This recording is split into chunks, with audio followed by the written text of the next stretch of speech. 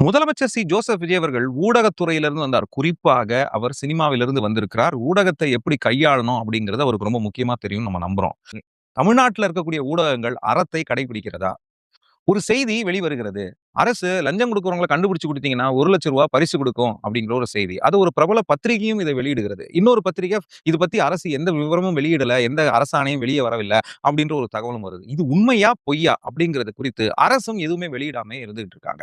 இந்த மாதிரியான விஷயங்கள பொய்க்கு பதில் சொல்ல வேண்டியது அரசின் கடமையா இருக்கா? இல்லையா? நீங்க என்ன நினைக்கிறீங்க? ஏன்னா, சில தகவல்கள் உண்மையா? பொய்யா? என்று தெரியாம மக்கள் மத்தியில தேவையில்லாத சில குழப்பங்களை ஏற்படுத்த சாத்தியம் இருக்கு.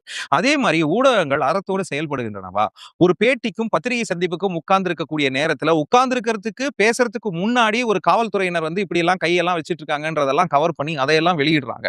இதுபோல் பல பெண் அதிகாரிகளோ, திரைப்பட நடிகைகளோ உட்கார்ந்து இருக்கும்போது பிரஸ் மீட்டுக்கு முன்னாடி இந்த மாரி ப்ரீ ரோல்ல இவங்க ரெக்கார்ட் பண்ற பல விஷயங்கள் என்னவாக இருக்கலாம்? இது குறித்த ஒரு அச்சம் பெண்கள் கேமரா முன்னாடி உட்கார்றவங்களுக்கு வருமா? வராதா? இது ஆரோக்கியமான போக்கா? ஒரு நடிகையின் உடல் எடையை குறித்து இன்னொரு நடிகரிடம் அவரையே மேடையில் வைத்துக் கொண்டு இந்த மாரி கேள்வி கேட்டது சரியில்லன்னு அந்த நடிகை சாடிய போது, அவரிடம் மீண்டும் எதிர்த்து சாடிய பத்திரிகையாளர்கள் மீது போன அரசு என்ன நடவடிக்கை எடுத்தது? இந்த அரசு இந்த மாதிரியாக செயல்படக்கூடிய அறமற்ற பத்திரிகையாளர் மீது என்ன நடவடிக்கை எடுக்கும்? இது ரொம்ப அவசியம் இருக்கா? இல்லையா? பிரஸ் மீட்டுக்கு முன்னாடி ப்ரீ ரோல்ல, வீடியோல காவல்துறையினர் எப்படி நடந்து கொள்கிறார்கள் என்பத ஒரு இன்வெஸ்டிகேட்டிவ் ஜர்னலிசம் பெர்ஸ்பெக்டிவ்ல ஒரு ஊடகம் வந்து வெளியிடுகிறது. அதற்கு நடவடிக்கையும் எடுக்கப்படுகிறது.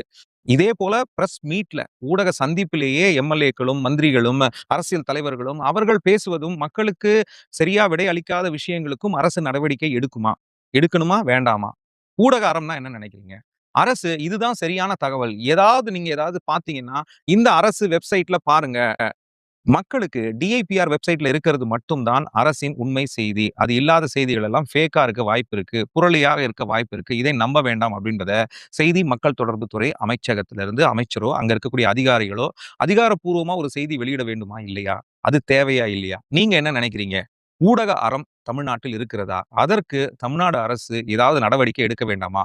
ஊடகவியலாளர்களுக்கு பாலின சமத்துவம் சார்ந்து, பெண்ணியம் சார்ந்து உணர்வூட்டல்கள் தேவை இருக்கா? இல்லையா? பயிற்சி வேணுமா? வேணாமா? நீங்க என்ன நினைக்கிறீங்க? முதலமைச்சர் ஜோசப் விஜய் அவர்களுக்கும், செய்தி மக்கள் தொடர்பு துறைக்கும், ஊடக நண்பர்களுக்கும், மக்களாகிய நாம் என்ன எடுத்து சொல்ல வேண்டிய தேவை இருக்கு? இன்றைய அரசியல் சூழல்ல இது முக்கியமா? இல்லையா?